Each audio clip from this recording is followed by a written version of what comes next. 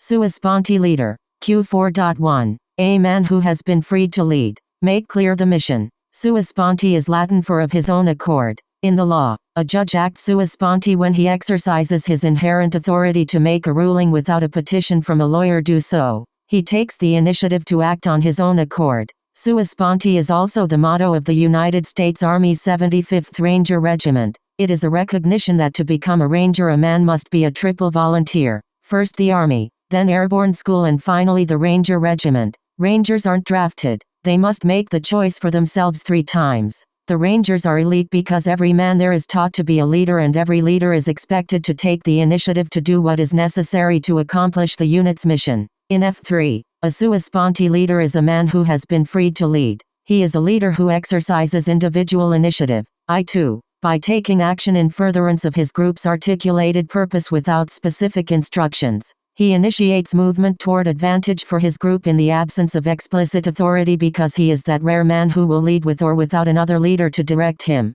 He is that somebody. F3 could not function without him's willing to be that somebody. It is an organization that was created in order to invigorate male leadership in Charlotte, the community we happened to be members of when it started. We did it without authority from any existing organization or any request from the governance of our community. We acted on our own accord. Sua sponte. The movement we initiated was driven by our belief that dormant male leadership was a problem that could and must be solved in our community. For us, it was an iceberg. Ultimately, this movement has spread to other communities outside of Charlotte because the men who lived there also believed that they had the same problem, and, more importantly, were willing to be that somebody too. We didn't realize it at the time we started F3, because we lacked a fully formed leadership philosophy, but we were establishing a model of Sua Sponte leadership. Our decision to initiate the movement wasn't founded upon a belief that we had the freedom to do so because no one could stop us, but rather upon an obligation to do so because no one would start us, if we didn't start ourselves. Thus, it was an initiative born of duty, not of right. This sense of duty we felt to other men in our community, to something outside of ourselves, lies at the heart of every Sua Sponte leader. A judge is motivated to rule without petition from his duty toward the ends of justice. A ranger is motivated to volunteer for a very dirty, difficult and dangerous life from his duty to protect the communities that comprise his nation. Likewise, the him pursues his mission because he sees it as his duty to do so. If his effort succeeds, he passes the praise on to the men who helped him, his team members. If it is a failure, he shoulders the blame and gleans wisdom from the experience that he passes to younger leaders through positive habit transfer. This is how he leaves right. Within most organizations, the Sua Sponte leader is rare because I2 doesn't just happen. It must be actively fostered with deliberitude, and that only occurs within a lizard organization where virtuous leaders see it as their duty to leave right. And a lizard is rare. Most organizations are either bullfrogs or leeches. Within a bullfrog, I2 is discouraged rather than fostered because it is an organization that seeks existential continuity above all else, focused on maintenance of the status quo that keeps it alive. It is hostile to any type of movement that it perceives as a threat. By withholding rewards for the taking of I2 and punishing any failure that might result, rather than learning from it, the governance of a bullfrog de-incentivizes I2 and shackles the Sua Sponte leader. A leech is a leaderless organization that only survives by feeding off of bullfrogs. It is a place where no good deed goes unpunished and every man for himself is the unspoken but governing credo. Because there is no incentive to take any action other than hide for self-protection. The concept of I2 itself is nonsensical within a leech. Only in a lizard, an organization dedicated to the effective achievement of its mission, will I2 be considered a virtue. Because a lizard is an organization of leaders rather than an organization with leaders, its membership is comprised of hims who consider it their duty to develop other men into Sua Sponte leaders. To do so, they do the 3 things required to foster I2. 1. Make clear the mission.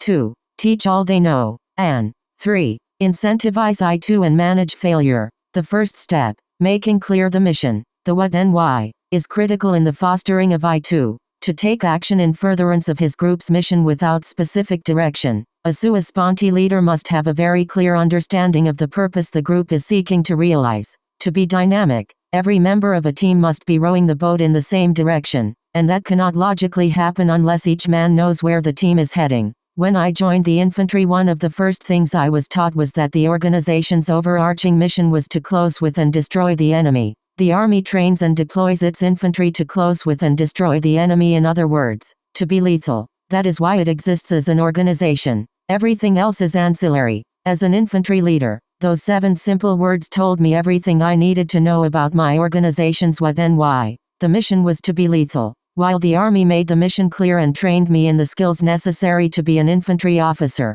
it did not dictate the means and methods by which I was to train my platoon to be lethal. I was charged with the duty to determine the best method for myself and given the freedom to do so through my own initiative. I was freed to lead. Some of the I2 measures I took in furtherance of the mission succeeded, but many were failures, from which I learned wisdom, to pass that wisdom on, so no one else would have to relearn it the hard way. I wrote it down as an SOP, standing operating procedure for my platoon to use as a handbook, much as I am doing right now. No superior officer authorized or directed me to do that, but I believed that it would make my platoon more lethal both while I was the leader and after I had gone. Because it furthered the mission that had been made clear to me, I knew that it would further our purpose. 30 years later, I found myself to be a new member of a very different type of organization, a church. As a result of the leadership development process I had gone through in the military, my first task was to discern the church's mission so that I could act in furtherance of it just in the same way I had in the infantry. I found that my church's stated mission was to be a spiritual home for all people. This was problematic for me in 3 ways. First, it was premised upon the verb to be rather than a verb to do. Unlike the infantry's mission, which specified 2 clear tasks, close with and destroy, the church's mission did not call for any specific action. It asked nothing of itself other than to exist. Second, in describing its purpose in terms of a status, to be, rather than an action, to do, the church self-identified as a community rather than an organization. Since a community requires nothing more of its membership than to obey its rules and mores, the church asked nothing of its members other than to participate in the church's existence. Finally, as a him hardwired to seek advantage for my group, the church's mission provided me no direction in which to move. Because it did not tell me what the organization did and why it did it, there was no way for me to discern for myself how to do it. I could not seek advantage in furtherance of a mission that was not clear to me. Thus, the church asked nothing of its leaders. Ultimately, I left that church, not because I did not like the other members or its message, but because it asked nothing of itself, nothing of its members, and nothing of me other than to simply exist. It could not be a community because its members were not proximate, and was not an effective organization because it was not purposeful. It was either a bullfrog, which has no use for a leader, or a club, which is no place for a him. Without mission, there can be no movement. Teach all you know. Knowing what to do and why to do it through the clear expression of the group's mission is an essential component of I2, but it is not enough.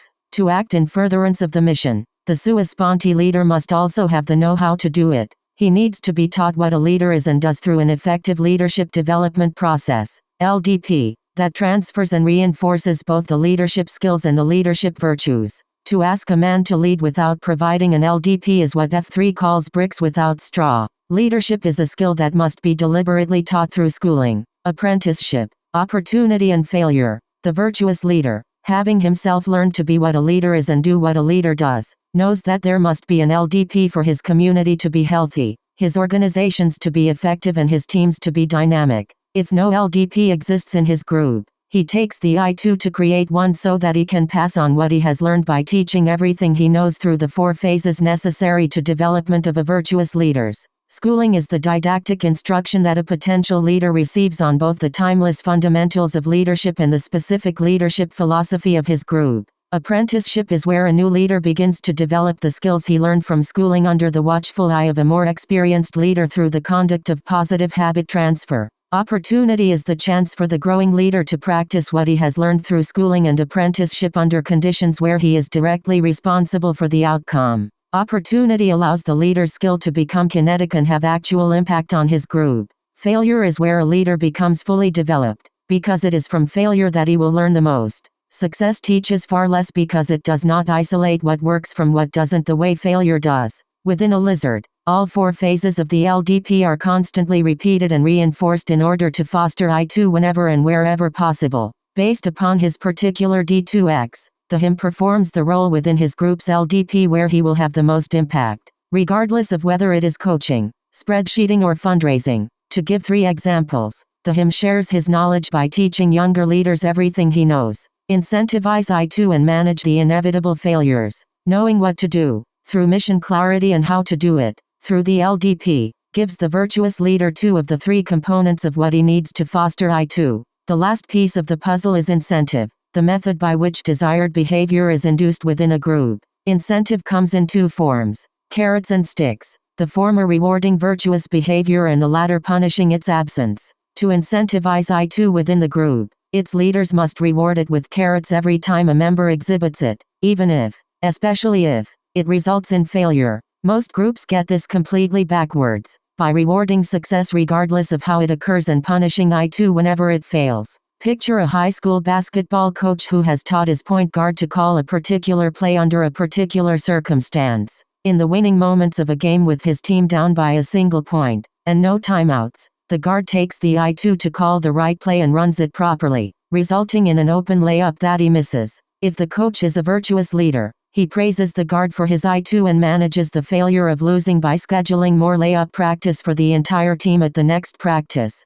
The result will be a point guard who will take I2 the next time because the carrots of the coach's praise incentivize him to do so. With that, and the extra layup practice, the team will be more dynamic. If the coach is not a virtuous leader, he throws his hands up in frustration when the layup bangs off the rim and yells at his guard, "How many times have I told you men to practice your layups?" At practice the next week the point guard does extra wind sprints for missing the shot. With no carrots for the I2 and sharp sticks for missing the layup, the point guard will not put himself in position to fail the next time through I2. He will be passive and the team will be less dynamic. Now, consider a different scenario. Despite knowing the mission, to call a particular play, and being taught how to do it by the coach, the point guard doesn't call anything, dribbles himself into the corner and heaves up a prayer with :01 left on the clock. Somehow, the shot falls through the net and the team wins. If the coach is a virtuous leader he may enjoy the victory. Who wouldn't? But he disregards the success as a bit of luck that is unlikely to be repeated and impossible to scale.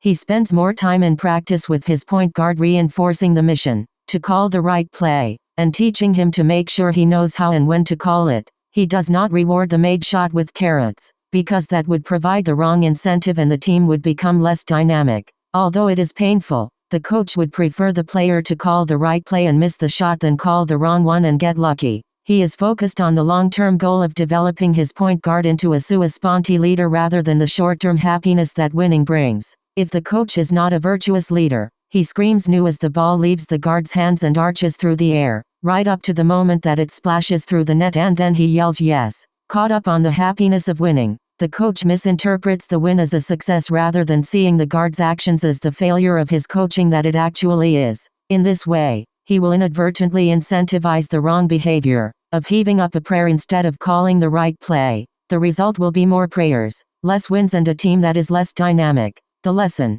to foster I2, the virtuous leader must reward it with carrots every time he sees it and manage the failures that will often result as the emerging leader accelerates his skill. He must also resist the temptation to reverse incentivize unwanted behavior by rewarding success that only results by accident. To prioritize I2 over outcome in this way requires a degree of self-discipline that can only be summoned by a virtuous leader who himself is accelerating through his DRP and focusing upon joy rather than happiness. A man overcome by his jester or in the midst of relationship malpractice with his wife, for example, will lack the required stability of character to maintain that kind of discipline. His lack of self-control makes him like a city without walls. Through the fostering of I2 in his groups, the virtuous leader develops other virtuous leaders, who will then develop more virtuous leaders as they themselves foster I2. In this way, he conducts positive habit transfer not only with the men with whom he enjoyed proximity during his lifetime, but also with men he has never met, even men who were not yet born on the day he draws his last breath. This is how him constructs his legacy. He plants the roots of a leadership tree with roots and branches that will extend forever, even though the whispering leaves that grow upon it may never speak his name. Legacy is about what a man does in the life of other men, his impact, not his post-mortem reputation. It is not defined by statues erected in his name, but rather the flesh and blood of the men into whom he has poured throughout his lifetime, the men he has freed to lead. It is human nature for a man to desire recognition for his work, but the length of the shadow each man casts depends not only on how high he stands, but also on the brightness of the sun that happens to shine upon us at a given moment. A man can only control the former, the latter he must trust to divine providence. Thus, whether we are to be remembered in the vein of an Abraham Lincoln or simply to take our place as a human in the tomb of the unknown soldier is not our concern. Our concern is only that we become and develop virtuous leaders, because that is our legacy.